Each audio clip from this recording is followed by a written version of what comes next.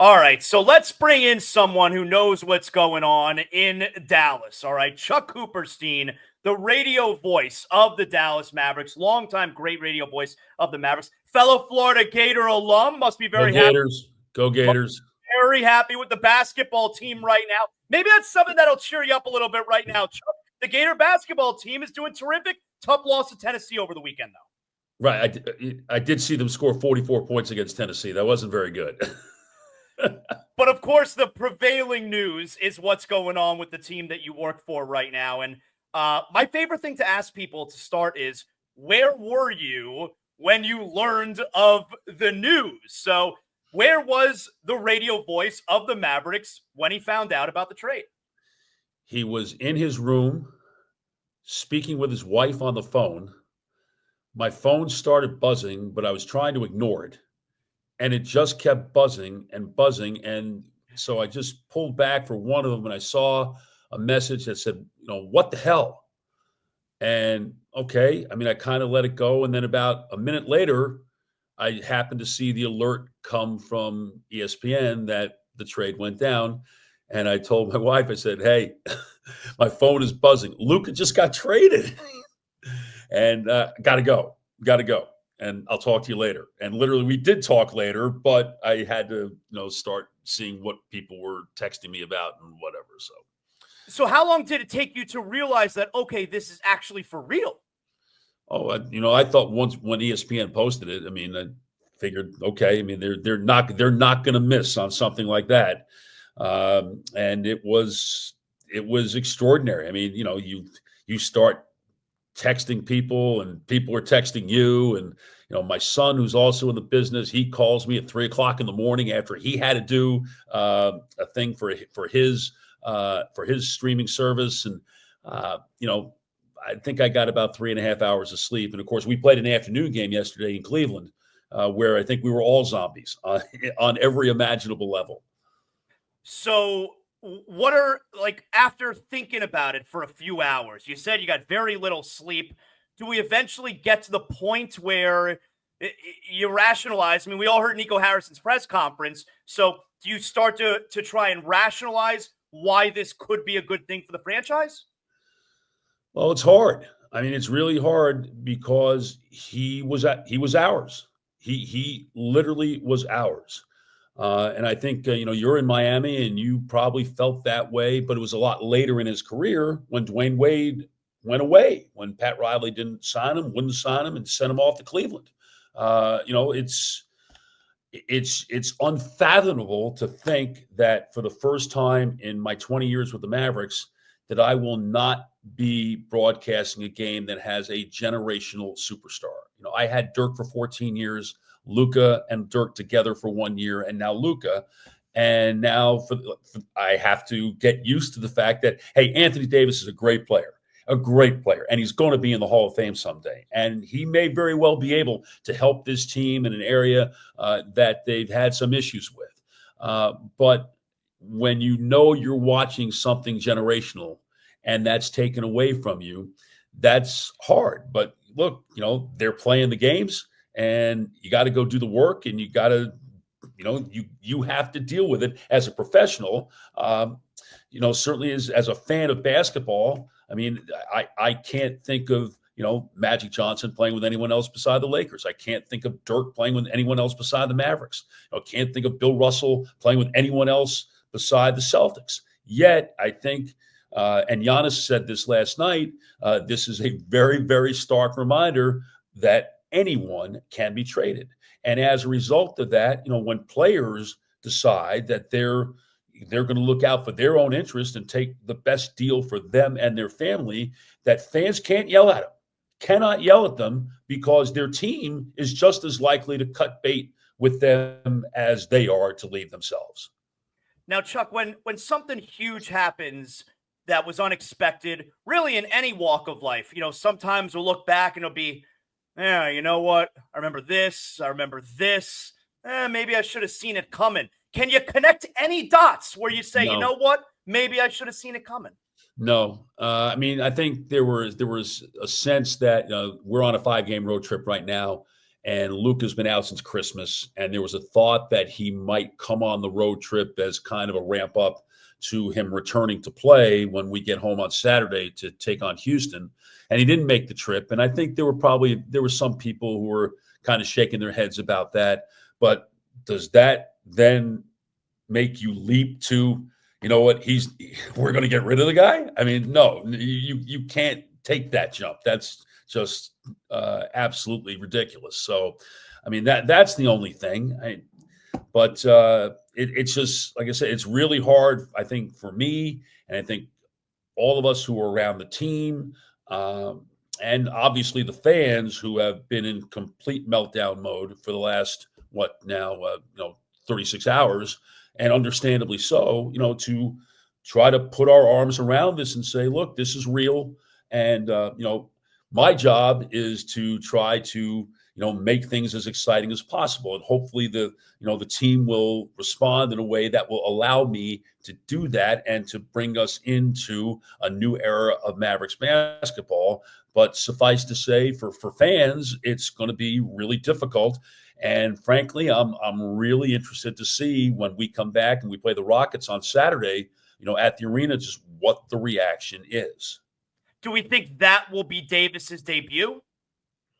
I don't think anyone really knows for sure. I mean, I know he's in Dallas getting his physical right now. He and Max Christie both. They're expected to be with the team either here in Philadelphia, where we are right now, or if they, for whatever reason, can't make it up here, that they'll make it to Boston on Wednesday. Now, again, whether they play and how that, I don't think they've even gotten that far yet. Can you describe, Chuck? I mean, it's obvious the Mavs fan is devastated. You're on the road right now, but what you've seen maybe social media-wise, what you've heard from family, can you describe a little bit what you're hearing from the Mavs fan?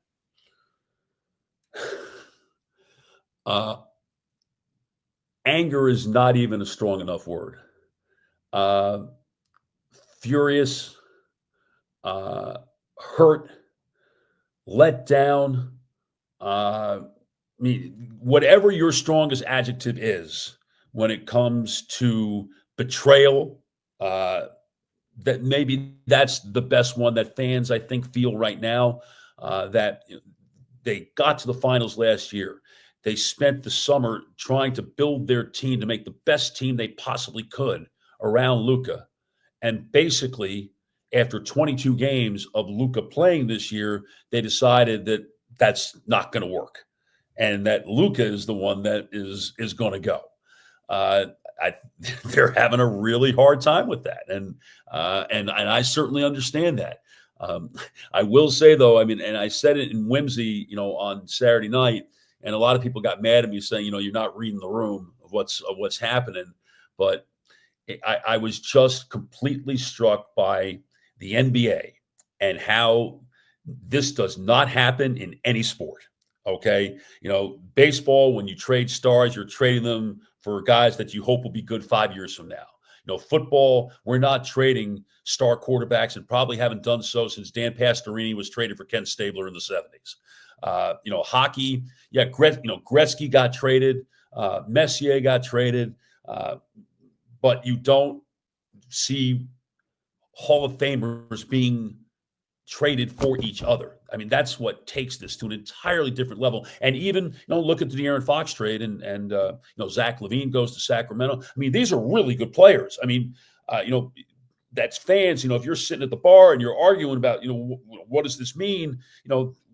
This is real because these are people that you can see play every day. And the NBA does this far better than anybody else. And I was just absolutely amazed by that. And of course, fans are hurt in Dallas, and they didn't like the idea that I was using this very large example, to make the point of, man, they did it again. The league absolutely, as a whole. Now, of course, other fans have taken that to say the league had something to do with this. They've got the tinfoil hats on and saying, well, we got to have the Lakers being good, right? I mean, it's because they're the Lakers, they're the marquee franchise, and now you've set them up for success for at least the next 10 years with Luka there. No, of course not. But uh, the idea of him playing against the Mavericks 3 or 4 times a year, as opposed to being on the other side in the East where you'd only have to see him twice, that it's going to be really hard. And, as crazy as February 25th is going to be when the Mavericks play in Los Angeles, when the Lakers come to Dallas in the last week of the season, wow, that's going to be like a play. And there could be a whole lot riding on that game too. I mean, it's going to be like a playoff game in there. It's going to be absolutely nuts. And then, what's the reaction like? Who's rooting for whom? Yeah, wow, that's something. I haven't seen any comments yet from Cuban.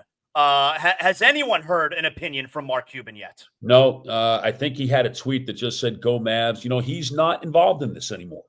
He's got 27% of the team. He sold the majority interest to the Sands Corporation last December of 2023, and he's not involved in the decision-making process at all. The ownership has decided that Nico Harrison is the general manager, and they take a traditional business attitude of we are going to hire a CEO, if you will, and he's going to run the team. And he's going to run the team as he sees fit. And if he does it right, great, he stays. And if there are enough mistakes that are made at some point, he won't be around. And, given what we have experienced in Dallas, certainly with the football team, I think people generally have appreciated that because of the deals that he has made in the past that have certainly made this team better, got the team to the finals last year. But, this one is really hard to swallow, and certainly this is the one that he's going to be defined by. Chuck, is it the most shocking trade in the history of the league? Yes. The only trade that comes to mind for me that even compares is when Kareem Abdul-Jabbar was traded from Milwaukee to the Lakers back in the 70s. But Kareem asked to be traded. Right. And while the return, was nice, Elmore Smith wasn't so nice, but you got Brian Winters, Junior Bridgman. There were some very good players that were acquired by Dave Myers, that were acquired by Milwaukee in the trade. You've never seen two future Hall of Famers be traded for each other, and especially be traded for each other at varying levels of their prime. Luka is pretty much just entering his prime right now. And then you see what he's done even before he's entered his prime, and that's what makes this, so extraordinary. And then, Anthony Davis, he's 9th in scoring, he's 6th in rebounding, he's 3rd in block shots, he averages 3.5 assists a game. He's a great player. He is a great player who's going to be in Springfield someday. But he's not homegrown. If for some reason the Mavericks, 5 years ago or whatever, had been able to acquire Anthony Davis, when he was being shopped by New Orleans after he had asked to be traded, and they got him, and it was a whole bunch of draft choices that were sent out in exchange, they'd be absolutely thrilled. But they're not going to be thrilled for quite some time, and I hate that for him. He didn't ask for this. He's a hell of a player, but it's going to take a long, long time, I think, for people to actually warm up to him. Saturday's going to be a little bit hostile, huh? I don't know. You know what, John? I don't know what to expect. I really don't know, what that looks like. Normally Nico Harrison pregame comes out and he visits with scouts and occasional media, as players are doing their warm-ups and whatnot. But then he's generally not out on the floor or even standing in the tunnel, watching the game live. I haven't seen him do that. People aren't mad at Jason Kidd. People aren't mad at the players. Not mad at them. There's one guy they're mad at, and they're not going to see him. And certainly, it's not like the Mavericks going to put Nico up on the jumbotron or anything like that. They're not going to do that. That's who they're mad at. So, what does it mean when the Mavericks starting lineup is introduced, and obviously Luka's not played since Christmas, but at some point there was an expectation that he was going to be back, and you go through the line, and then you realize that he will never be introduced last as a Mavericks starting 5 player. forever. It's not going to happen. And that's going to be a pretty wild moment, I think. Yeah, that's rough. Chuck, excellent job. I really appreciate you spending some time with us here today. Really whirlwind, crazy 36 hours for your organization. Thanks a lot for joining us here. Thanks for having me, John. Take care.